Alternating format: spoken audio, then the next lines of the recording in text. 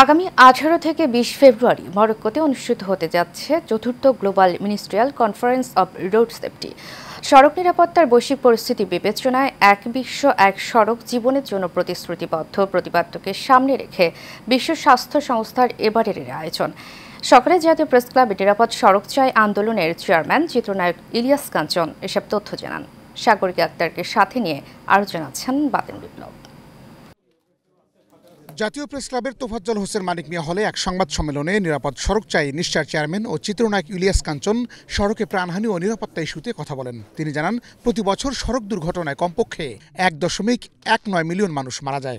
2016 সালে প্রতি 1 লক্ষ জনের মধ্যে মৃত্যুর হার ছিল 15.3%, যা 2021 সালে বেড়ে হয়েছে 18.6%।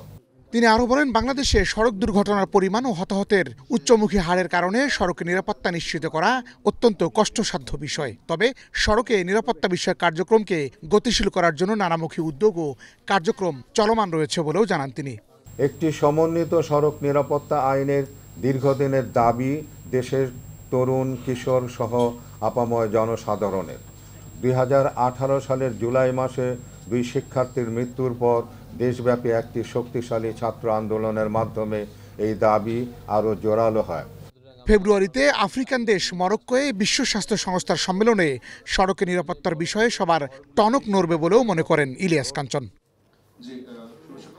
বাতেন বিপ্লব, এশিয়ান টেলিভিশন, ঢাকা।